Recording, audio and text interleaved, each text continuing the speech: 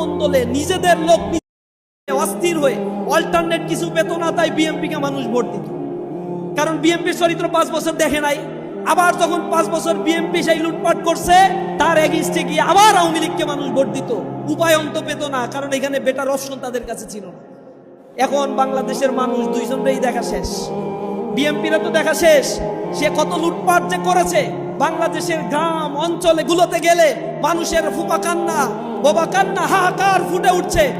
আজকে মানুষ ব্যবসা করতে পারে না, তাদের সাংবিধানিক অধিকার কেড়ে নেওয়া হয়েছে।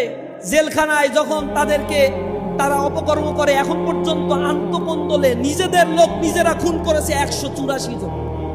মিটফোর্টের সামনে পাথর দিয়ে মানুষদেরকে তারা হত্যা করেছে, দেখিয়ে দিয়েছে তারা আর কি করতে পারে।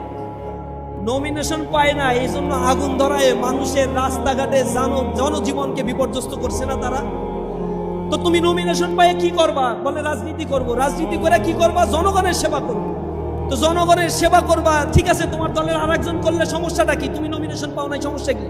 না, আমাকেই পেতে হবে। 16 বছর 17 বছর জুলুম নির্যাতনের শিকার হয়েছি, আমি একমাত্র হকদার। তো তুমি জুলুম নির্যাতনের শিকার হয়েছে, এখন তো আনন্দে ব্যবসা বাণিজ্য করতে পারতেছো, কেউ তো জুলুম করতেছে না। মানুষের অধিকার নষ্ট করে রাস্তাঘাটে আগুন দাও কেন? তখন তারা এটা মানে না। মনের ভিতরে একটা কথা আছে যে না, যে নমিনেশন পেয়েছে সে তো এই কেবল ভোট হইলেই ক্ষমতায় যাবে, আর তারপরে যে কোটি কোটি টাকা কামাবে, আমি তো তা কামাইতে পারলাম না, এই জন্যই আমি মূলত রাস্তায় নামছি। এজন্য মানুষের অধিকার নিয়ে তারা সিনেমিনি খেলা শুরু করছে।